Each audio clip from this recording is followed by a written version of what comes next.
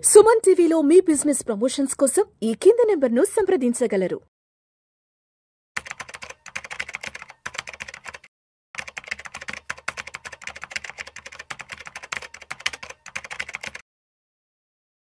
నమస్తే, welcome to Vishnu talks. నేను మీ విష్ణు. ప్రస్తుతం నాతో పాటు NISM and CRISIL certified wealth manager Revanth Chalamala ఉన్నారు. వారితో మాట్లాడదాం. నమస్తే రేవంత్. నమస్తే sir. Revanth, welcome to Vishnu talks. Thank you.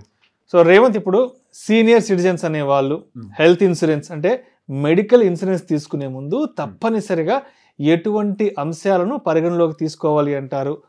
Already senior citizens ఎవరైనా మెడికల్ ఇన్సూరెన్స్ కనుక తీసుకొని ఉంటే వాళ్ళని అడిగి ఎటువంటి విషయాలు తెలుసుకోవాలి, అదేవిధంగా ఇన్సూరెన్స్ కంపెనీ ఏజెంట్ ఎవరైతే ఉంటారో వాళ్ళని కూడా అడిగి తప్పనిసరిగా ఎటువంటి అంశాలను తెలుసుకుని మాత్రమే సీనియర్ సిటిజన్స్ అనేవాళ్ళు హెల్త్ ఇన్సూరెన్స్ తీసుకోవాలి అంటారు?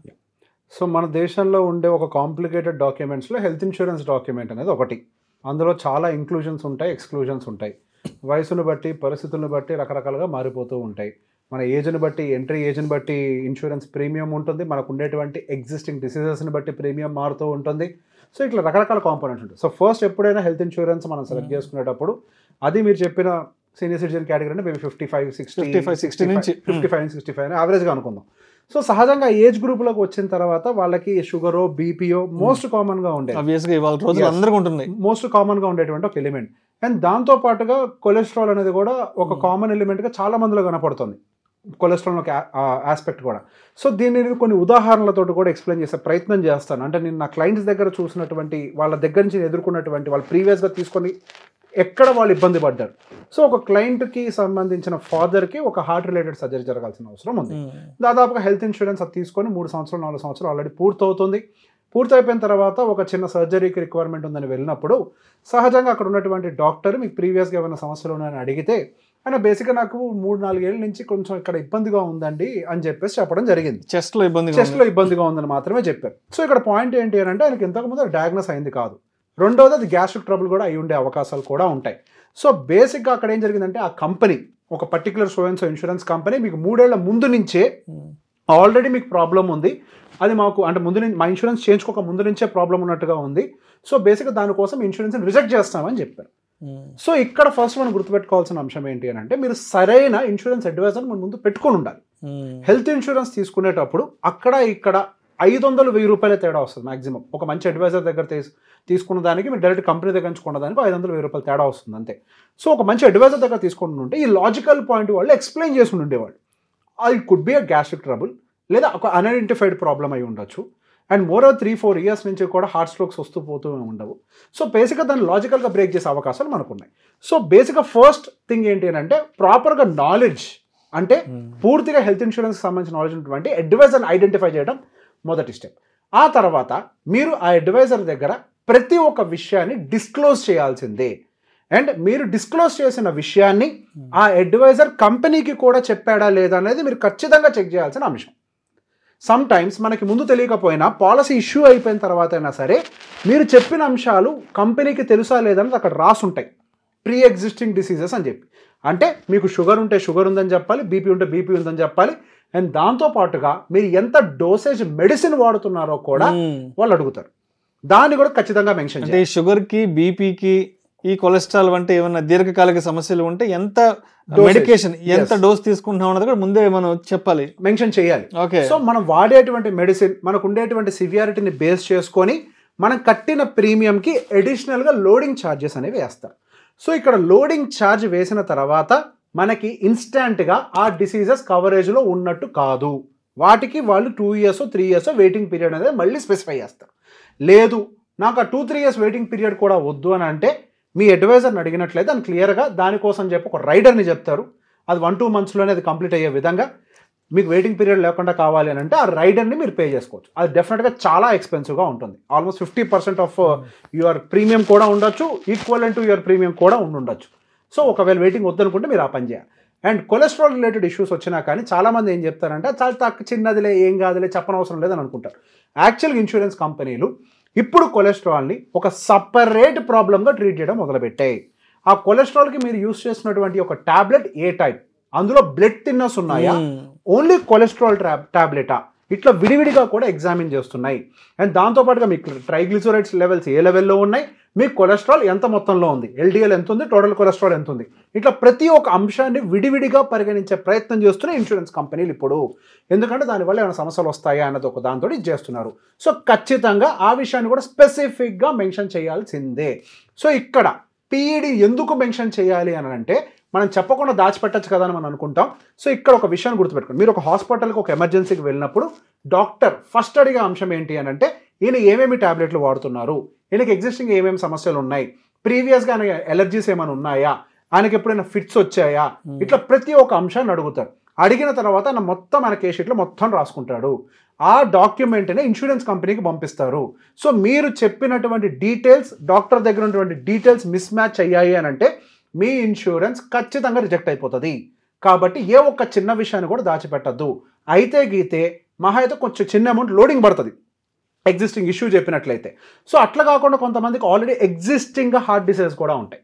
సో ఎగ్జిస్టింగ్ హార్ట్ డిసీజెస్ అంటే 55 అని అంటే కొంతమందికి ఆల్రెడీ చిన్న చిన్న ప్రాబ్లమ్స్ కూడా వచ్చేసి ఉండొచ్చు. హార్ట్ రిలేటెడ్ చిన్నవి కూడా యాంగ్జైటీ, హార్ట్ రిలేటెడ్ ఇష్యూస్ ఉండొచ్చు. సో దానికోసం అంటూ కూడా సపరేట్ పాలసీస్ ఉంటాయి హార్ట్ని కవర్ చేసే విధంగా కూడా.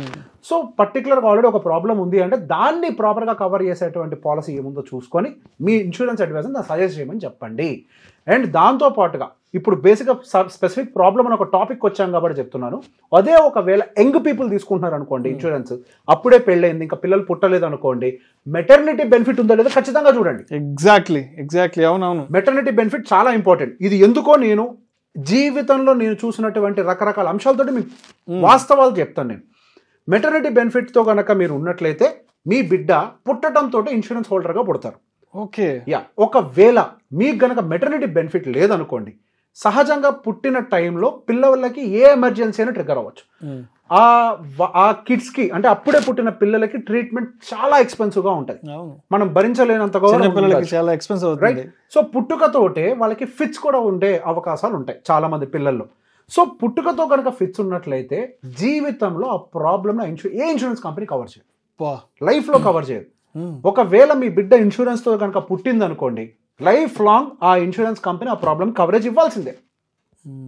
ఇన్సూరెన్స్ కనుక తీసుకుని ఉండి మెటర్నిటీ బెనిఫిట్స్ బేబీ డే 1 అంటే పుట్టిన క్షణం నుంచి కవరేజ్లో ఉండాలి.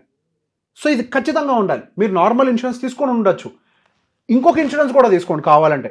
ఎక్స్క్లూజివ్గా మెటర్నిటీ కోసం ఉంటాయి పాలసీస్, రేట్ ఎక్కువ ఉంటాయి, ఎక్స్క్లూజివ్గా తీసుకోవాలి. రేట్ ఎక్కువ అని కనుక మనం ఆగితే మాత్రం నేను చూశాను కొంతమంది లైఫ్లో, నేను రకరకాల లైఫ్స్లో కూడా నేను పిల్లలు 2 నెలల్లో హాస్పిటలైజ్ అయితే మెటర్నిటీ బెనిఫిట్ ఉంటే బెనిఫిట్ అయిన వాళ్ళని చూశాను.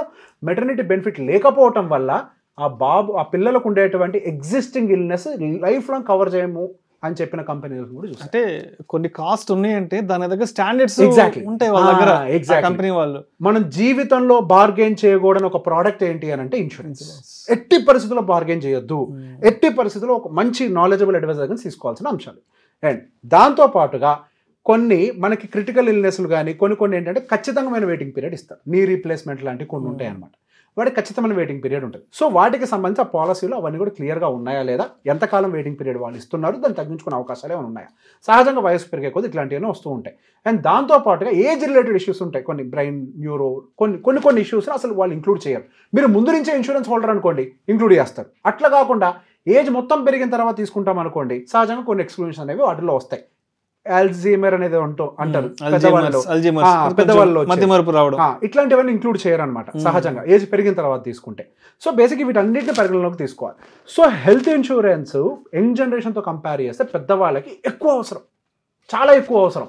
సహజంగా నేను పేరెంట్స్ దగ్గర గమనించినటువంటి ఇది ఏంటి అంటే, పిల్లల హెల్త్ ఇన్సూరెన్స్ తీసుకుంటానంటే ఇప్పుడు నేను బాగానే ఉన్నాను కదా, ఇప్పుడు నాకెందుకు హెల్త్ ఇన్సూరెన్స్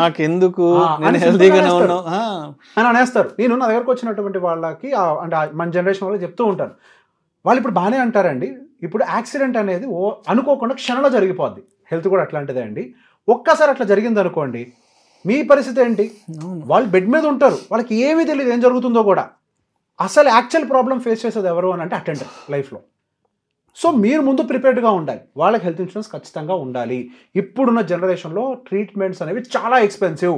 వాళ్ళ తరంలో చూసినటువంటి ట్రీట్మెంట్స్ వేరు, ఇప్పుడున్నటువంటి ట్రీట్మెంట్స్ వేరు. ఇవి చాలా ఎక్స్పెన్సివ్గా ఉంటాయి. రోజుకి 2 లక్షల రూపాయలు కూడా ఛార్జ్ అవుతూ ఉంటుంది. I have seen so many examples. With in 5 days 10 లక్షలు 15 లక్షలు ఖర్చు అయినటువంటి సందర్భాలు కూడా ఎన్నో ఉన్నాయి. కాబట్టి ఖచ్చితంగా ఇన్సూరెన్స్ మీరు పేరెంట్స్కి మీరైనా తీసుకోవాలి. అంటే మన జనరేషన్ వాళ్ళని తీసుకొని పెట్టుండాలి, మీరు ఖచ్చితంగా జరగాలి. సో ఇవన్నీ కూడా స్టెప్ బై స్టెప్ ఖచ్చితంగా ప్రతి ఒక్క అంశాన్ని అడిగి తెలుసుకొని చేసుకోండి. దీంట్లో మన ఏ ఒక్క పాయింట్ని నెగ్లెక్ట్ చేసినా, అంటే ఇందులో ఓవర్లుక్ పనికిరాదు. సహజంగా మన తెలుగు వాళ్ళకు ఉంటుంది, ఏమైతే లేదు దట్స్ ఓకే అని. కుదరదు.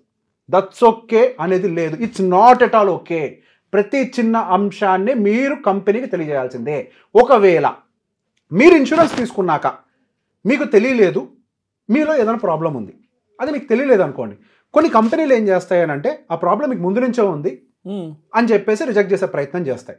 సో ఇక్కడ మనకి తెలియకపోవటం వల్ల మనం అది మెన్షన్ చేయకపోతే ఎటువంటి సమస్య లేదు. అది ఆ ప్రాబ్లమ్ మీకు IRDA స్ట్రైట్ అవే సాల్వ్ చేస్తుంది. Talk to your advisor. మీకు IRDA గచ్చిబౌలి ఆఫీస్ ఉంటుంది, అక్కడికి వెళ్ళి కంప్లైంట్ చేస్తే మీరు వాళ్ళ మీ ప్రాబ్లం మొత్తాన్ని కూడా సాల్వ్ చేస్తారు. అండ్ దాంతోపాటు ఇంకొక ఇంపార్టెంట్ పాయింట్, అన్లిమిటెడ్ టైమ్స్ అది రీస్టోర్ అవ్వాలి. సహజంగా ఏం చేస్తారంటే తక్కువ రేటుకి వస్తుందని చెప్పేసి సింగిల్ యూజ్ తీసుకుంటారు. అట్లాంటిది పొరపాటును కూడా చేయొద్దు. అన్లిమిటెడ్ టైమ్స్ రీస్టోర్ అవ్వాలి. ఒకటే సంవత్సరంలో, ఒక సంవత్సరంలో ఒకసారి వాడతాము, కుదరదు. కొన్ని పాలసీస్ ఎలా ఉంటాయనంటే నెక్స్ట్ ఇయర్ డబ్బులు కూడా ఇయర్ వాడుకోవచ్చు అని చెప్తాయి. మరి నెక్స్ట్ ఇయర్ ఏం చేయాలి? సో అన్లిమిటెడ్ టైమ్స్ రీస్టోర్ అంటే అడ్మిషన్ నుంచి డిశ్చార్జ్ అయ్యేదాకా ఒక బిల్ అనమాట. మనం అనుకోని పరిస్థితుల్లో మళ్ళీ 3 నెలలకు మళ్ళీ అడ్మిట్ అయ్యాం అనుకోండి, మళ్ళీ రీస్టోర్ అవ్వాలి అది. సో ఇవన్నీ కూడా చాలా important. So unlimited time restore ఇవన్నీ కూడా జాగ్రత్తగా చూసుకుంటూ ఎటువంటి పరిస్థితుల్లో అయినా సరే అన్నెసరీ ఇక్కడ బార్గెన్ చేయకండి. Go to your advisor, sit, talk to them, explain everything, ask him to suggest good policy. Thank you so much Revanth. Most welcome.